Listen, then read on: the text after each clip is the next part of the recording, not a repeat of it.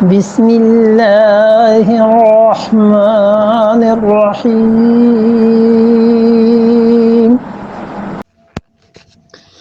من ذا الذی یقرض اللہ قرضا حسنا فیضاعفه له اضعافا کثیرة واللہ یقبض ویبسط وإلیہ ترجعون۔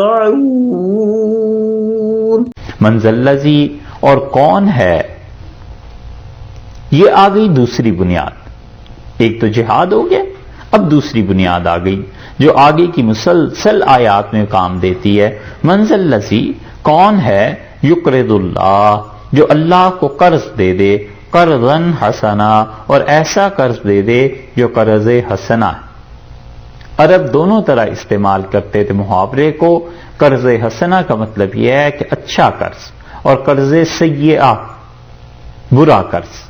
قرض سیئہ کو وہ کہتے تھے ایسا قرض جو برائی کے لیے لیا جائے، یا قرض سیئہ کو وہ کہتے تھے ایسا قرض ہے جو واپس نہ دیا جائے، اور قرض حسنہ کا مطلب یہ ہے کہ وہ قرض واپس دیا جائے گا۔ تو اللہ تعالیٰ نے فرمایا ہے کہ دیکھو کون ہے جو قرض دے اللہ کو، اور ایسا قرض دے جو اچھا قرض ہے، اور وہ قرض اس کو یعنی لوٹایا جائے گا۔ فَيُضَاعِفُهُ، اور اللہ تعالیٰ کیا کرتا ہے، سو یضاعف، وہ بڑھاتا ہے۔ ہو کدھر ضمیر اس کی لوٹی، قرض، لیکن مفسرین کہتے ہیں قرض کے ثواب کو اللہ اسے بڑھاتا ہے۔ اگر اس قرض میں بھی مراد لے لیا جائے تو بھی ٹھیک ہے۔ رسول اللہ صلی اللہ علیہ وسلم نے فرمایا قیامت میں اللہ کے ہاں جب پہنچے گا آدمی تو وہ اپنی نیکیوں میں پہاڑ دیکھے گا، بعض چیزوں کے، اتنی بڑی بڑی چیزیں، تو کہے گا پروردگار اتنا پیسہ تو میرے پاس کبھی ہوا ہی نہیں جو میں نے تیری راہ میں خرچ کیا ہو۔ تو اللہ تعالیٰ فرمائیں گے وہ ایک پائی جو تو نے ہماری راہ میں دی تھی صحیح نیت کے ساتھ، وہ ہم نے قبول کر لی، اور پھر اس کو ہم نے اپنے دائیں ہاتھ پہ لے کے تجارت میں لگا دیا، اور تیرے اب تک آنے پہ اتنا یہ نفع ہوا ہے، یہ سارا تیرے لیے۔ تو اگر یہ لے لیا جائے کہ اللہ اس قرض کو بے عین ہی لوٹا دے گا ان چیزوں کو تو بھی ٹھیک ہے۔ فَيُضَاعِفُهُ، اللہ اسے اضافہ کرتا ہے، بڑھاتا ہے۔ اور اگر دوسری بات مراد لے لی جائے کہ فَيُضَاعِفُ، سو اللہ بڑھاتا ہے ہو، اس کے ثواب کو جو تم نے دیا تھا، تو وہ ثواب بڑھتا چلا جاتا ہے، بڑھتا چلا جاتا ہے۔ کس کے لیے بڑھاتا ہے اللہ؟ خاص طور پہ کہا ہے لہو، اس شخص کے لیے۔ ہو کی ضمیر لوٹ گئی من کی طرف نا۔ من ذا الذی، کون ہے جو قرض دیتا ہے؟ تو جو بھی قرض دیتا ہے فَيُضَاعِفُهُ، سو اللہ بڑھاتا ہے اس کو، ثواب کو، قرض کے پیسے کو، لہو، اس شخص کے لیے، اس کے لیے بڑھاتا ہے تاکہ قیامت میں اسے دے دے، اسے لوٹا دے۔ یہ اس شخص کے شرف اور عزت کی بات ہے کہ اللہ نے اس کے لیے خود ارشاد فرمایا کہ خاص طور پہ اس کے لیے اضعافاً، بڑھانا ہے اس کا، کثیرتاً، کثرت سے بڑھا دیں، بہت زیادہ بڑھا دیں گے، اتنا زیادہ بڑھا دیں گے کہ یہ دوسرا مضمون اب آگے چل کے بہت تشریح سے بیان کریں گے کہ دیکھو ہم بڑھاتے کیسے، پھر اس کی مثالیں دیں گے کہ ایسے ایسے ہمارے ہاں یہ پیسے بڑھتے ہیں۔ واللہ یقبض، اور یاد رکھو اللہ تعالی یقبض، کھینچ لیتا ہے، تنگ کر دیتا ہے۔ قبض، کسی چیز کو تنگ کر دینا، کسی چیز کو روک لینا۔ یقبض، کھینچ لینا۔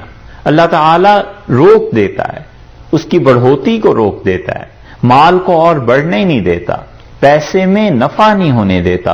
وَيَبْسُطُ، اور اللہ کیا کرتا ہے، یبسط، اس چیز کو بڑھا دیتا ہے۔ بسط کا مطلب ہے کسی چیز کو پھیلا دینا، اور یہاں پہ آپ اگر دیکھیں تو صاد کے اوپر سین بھی لکھا ہوا ملے گا، ہے نا؟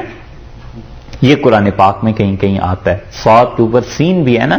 اس کا مطلب یہ ہے کہ یہاں پر دو قراتیں ہیں۔ بعض حضرات نے، بعض قبائل جو تھے، بسط، بسط کا مطلب پھیلا دینا۔ بساط کس کو کہتے ہیں؟ بساط تو اردو کا لفظ ہے، کس کو کہتے ہیں؟ ہیں پھیلاوا پھیلاوٹ. اچھا چلیے ذرا سکے ہاں حیثیت بھی, لیکن اصل بات بتاؤ. بساط کہتے ہیں چٹائی کو, بساط بچھا دی یعنی چٹائی بچھا دی مہمانوں کے آنے پہ, اور پھر اسی سے نکلا ہے کہ اپنی بساط کے مطابق بات کرو, یعنی اپنی حیثیت کے مطابق بات کرو. باسط نام ہوتا ہے نا اللہ کے ناموں میں سے بھی ہے, بچھا دینے والا, کھول دینے والا کسی چیز کا.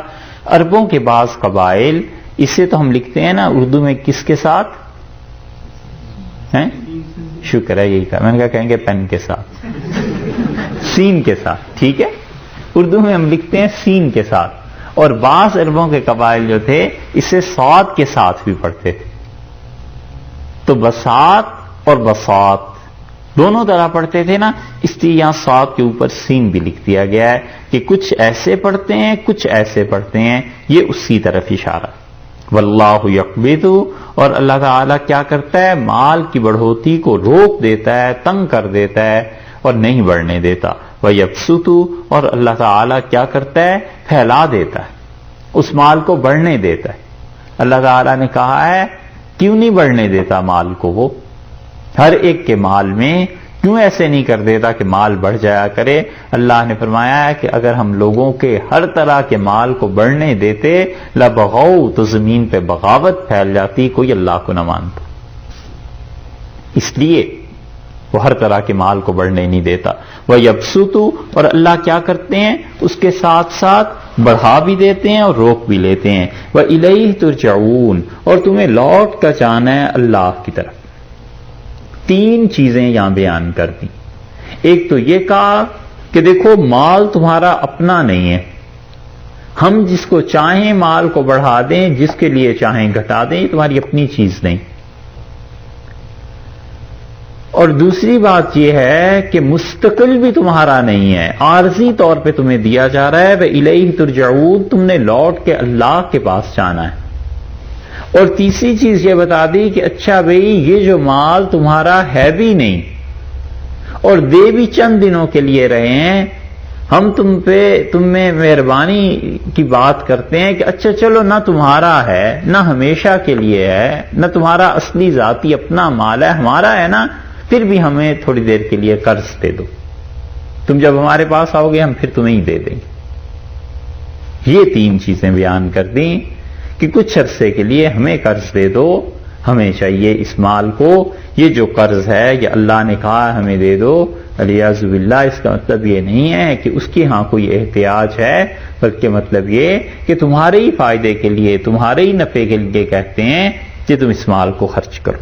اب یہ دو بنیادیں ہو گئیں, ایک جہاد کی, ایک اللہ کے راستے میں خرچ کرنے کی. اب دیکھیے آگے مثالیں آتی چلی جائیں گی. ساری سورہ بقرہ اب آگے کی اسی پہ مشتمل ہے.